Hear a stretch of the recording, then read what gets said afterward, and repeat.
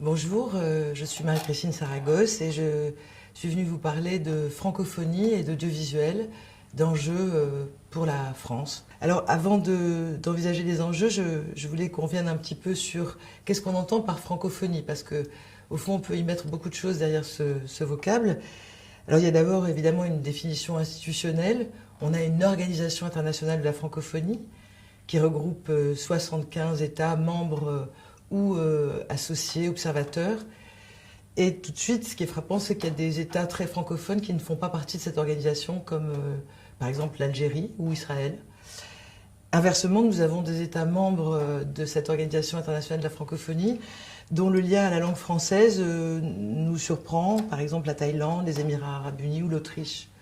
Peut-être tout simplement parce que ces pays sont soucieux d'affirmer qu'il est important de parler plusieurs langues. Même si le français n'est pas la leur, ils soutiennent l'idée qu'un monde monolingue, ce serait un monde mortifère.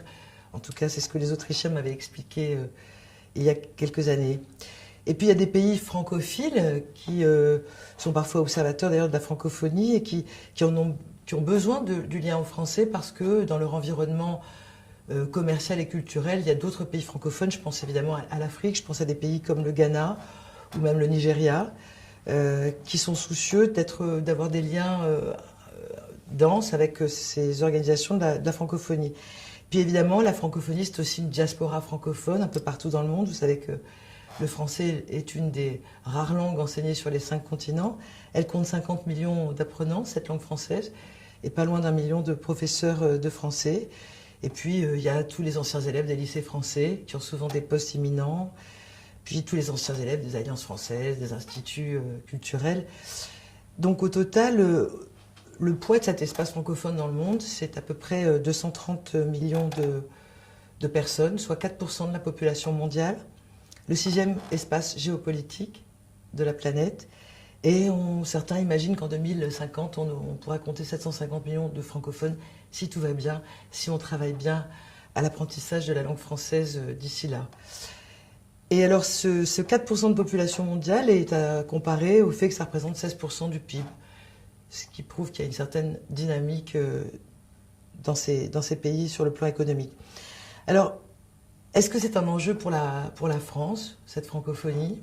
J'ai toujours trouvé que c'était un potentiel énorme et inexploité par la France, où la francophonie est souvent perçue comme une sorte d'anachronisme désuet, néocolonial, où les défenseurs de la langue française sont parfois considérés comme ringards. Il peut leur arriver de l'être aussi par sectarisme excessif, mais en tout cas, la réputation de la francophonie en France n'est pas du tout celle qu'elle a dans les autres pays membres de la francophonie. Et souvent d'ailleurs, et je pense y compris à Abdou Diouf, le secrétaire général de la francophonie, on se plaint du désamour de la France pour la francophonie.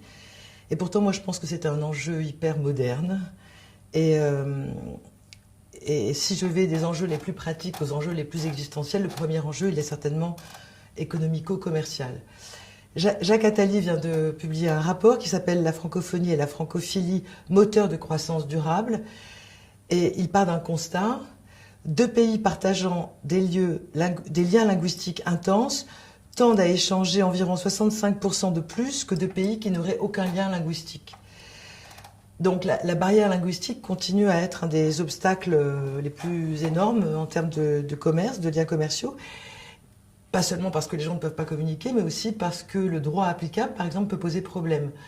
Le droit latin, dont le droit francophone est un peu l'héritier, n'est pas forcément le droit anglo-saxon, et ça peut poser des problèmes en cas de litige, en cas de nature juridique des contrats. Donc avec la mondialisation qui écrase les frontières, d'autres sous-espaces géolinguistiques se créent.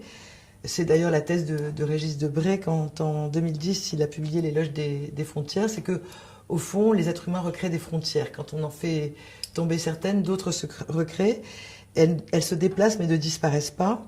Et dans ce cadre du village planétaire de la mondialisation, la langue et la culture peuvent tracer une nouvelle géographie. Et la francophonie est une ère suffisamment vaste pour ne pas être en consanguinité et donc ne pas être sclérosée, et suffisamment cohérente pour ne pas être totalement dispersée. Donc en ce sens, elle est intéressante d'un point de vue même de laboratoire. Laboratoire géopolitique, c'est le deuxième enjeu pour moi de la francophonie pour la France. C'est qu'on a dans cette francophonie une sorte d'échantillon représentatif non seulement de la population mondiale, mais des États de la planète. On a des États du Nord et des États du Sud, on a des États occidentaux et des États orientaux, on a des États développés, d'autres en développement. On a des États où la sécularisation est bien établie et d'autres où le religieux est extrêmement présent. Et dans toute cette diversité de ces plus de 75 États que regroupe la francophonie institutionnelle, il y a ce lien avec le français pour affirmer cette volonté donc de refuser un monde monolingue, monopensé, monoculture, quelque chose donc d'un peu effrayant et d'un peu mortifère. Mais on pourrait craindre que cette langue, au fond, et cette union soit artificielle, qu'elle soit néocoloniale.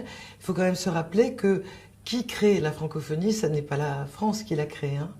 C'est évidemment Senghor, Bourguiba, Sihanouk et Diori de Niamey.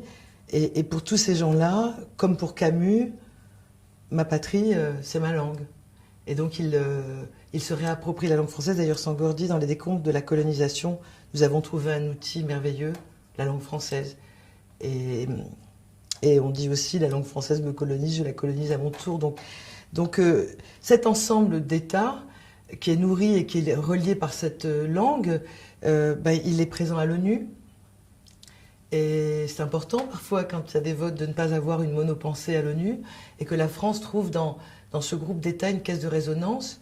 Et puis ces États, ils représentent les États membres de l'OIF, ils représentent la majorité des États européens. Ils sont évidemment très présents dans l'Union africaine. L'organisation de la francophonie intervient dans la surveillance des élections, des médiations dans des conflits. Elle vient en appui à la coopération que la France met en œuvre avec beaucoup de pays francophones. Donc c'est une sorte de caisse de résonance. D'ailleurs, en général, l'OIF n'est pas dirigé par un Français, précisément, sinon l'effet caisse de résonance serait amoindri. Donc, après l'enjeu commercial de cette francophonie, il y a un enjeu géopolitique. Et comme j'ai dit que j'allais par ordre d'importance croissante à mes yeux, je pense qu'au-delà encore, il y a un enjeu culturel qui est pour moi, au fond même, un enjeu civilisationnel, un enjeu de civilisation. Parce qu'une langue, en l'occurrence le français, mais je pense que c'est vrai de toutes les langues, une langue n'est pas un simple outil de communication. C'est un mode d'appréhension du monde, un mode de découpage par les mots du monde. En ce sens, une langue est toujours approximative, puisque c'est un découpage, mais c'est la pluralité de ces découpages qui est intéressante. Et la capacité à nommer, donc à faire exister le réel, et à nommer aussi ses évolutions. C'est important donc que cette langue, elle soit vivante et capable de nommer la modernité. Et il se trouve que justement, cette francophonie, elle crée une sorte de vivacité dans la langue française qu'on a en partage avec d'autres, qui la féconde en permanence.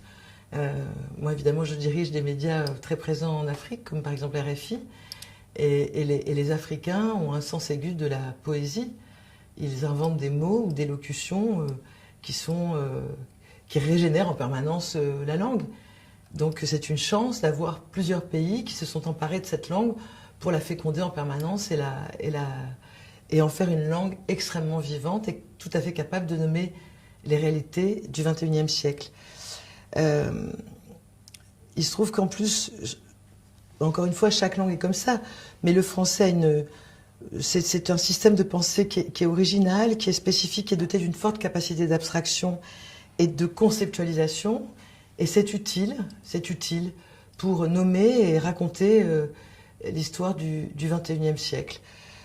Alors, nous avons donc besoin sans doute de cette dimension-là qui est évidemment la dimension culturelle de cette francophonie, pour être dérangés, pour ne pas penser en rond, pour nous remettre en cause.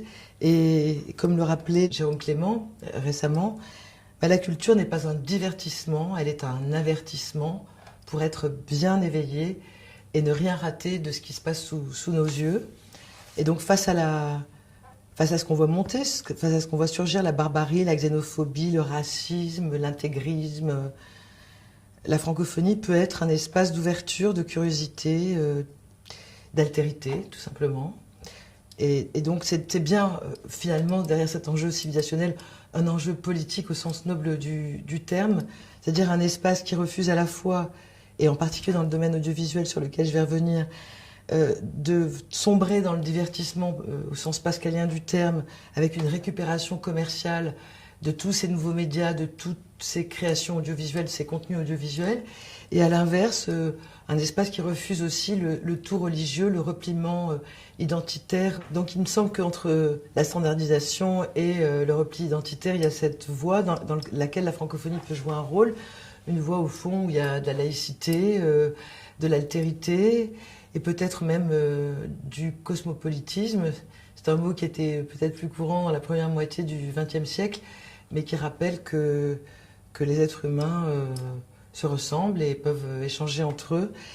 Et puis je pense que c'est un lieu qui est important aussi, y compris pour le monde arabe, cette francophonie, puisque un francophone sur 4 vit dans le monde arabe, et ce monde arabe est porteur d'une grande culture, d'une civilisation islamique que l'islamisme radical détruit. Et je pense que la francophonie peut être un espace aussi pour se rappeler ces réalités. Donc voilà pourquoi il me semble que la francophonie est un enjeu pour la France au même titre que l'Europe, pour son statut international de grande puissance, disons-le.